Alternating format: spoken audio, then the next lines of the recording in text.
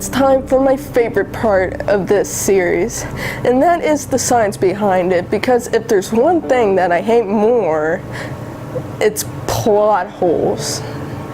And this theory makes a lot of sense to the show and other shows that I will be showing you an example.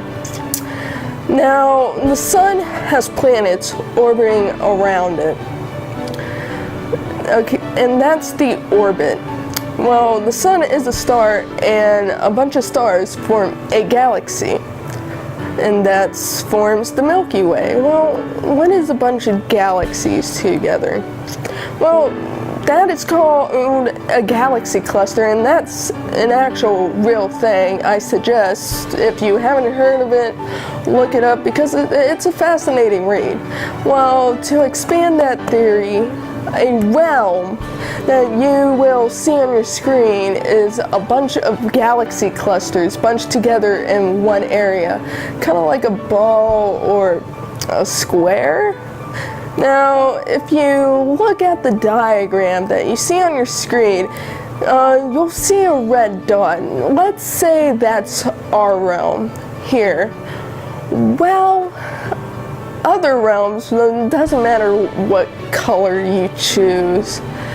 Those are a bunch of galaxy clusters clunched together over a long distance.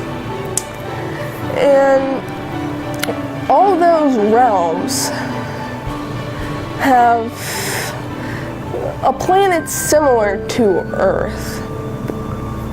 And because Earth, one thing science has taught us, that you need a sustainable environment for life. So water, atmosphere, distance from the sun, that's sustainable. Now, let's say that there's a planet similar to Earth in all these realms.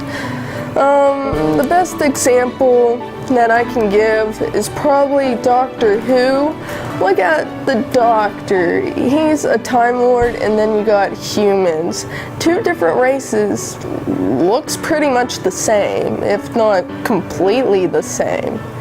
And that's where this point comes from. When you travel between these realms, chances are that you're gonna meet a human populated planet or a humanoid populated planet. It's gonna look fairly similar.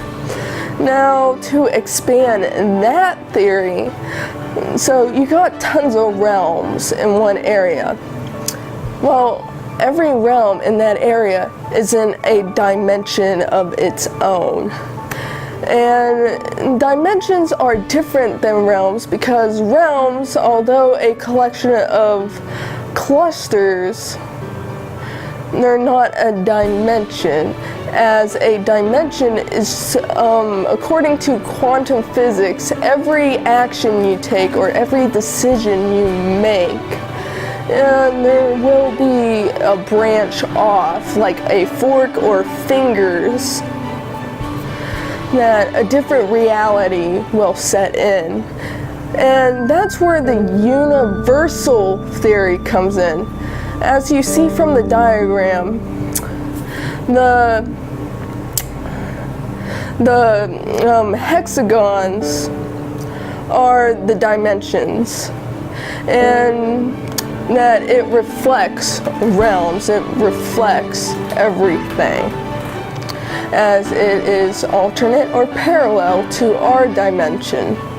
Well, every time you take an action, that's a new dimension. Or flip a coin. Say I flip a coin, heads or tails, and it lands heads. In another dimension, it would land tails. Well, it's not just me making this decision, it's the 7 billion people that live on this planet, let alone the entire realm, making a decision. Imagine how big that would be, and that's where the universe comes in. Science has told us that the universe is always expanding and keeps on expanding, and you would never reach the end. Well, dimensions always keep on going, but if a dimension is something else other than a universe, how would that make sense? And would the universe just be a ball? No, the universe is everything and everything in it. It's all the dimensions, all the realms, everything and everyone. Just overflowing with all these dimensions being created. And when it says that it would reverse the universe, that refers to if you keep on going with dimensions, it's gonna go on and on and on. Think of a pitcher of water and you keep on pouring and pouring and pouring the water. Eventually, you'll pour it so much that it starts overflowing. Well, that's not a good thing, and eventually it would corrode the bottom of the pitcher or tip it over, and everything will be spilled out.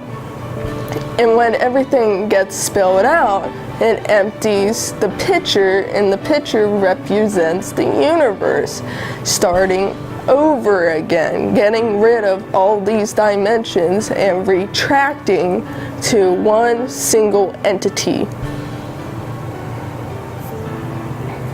And that is quantum delivery in a nutshell.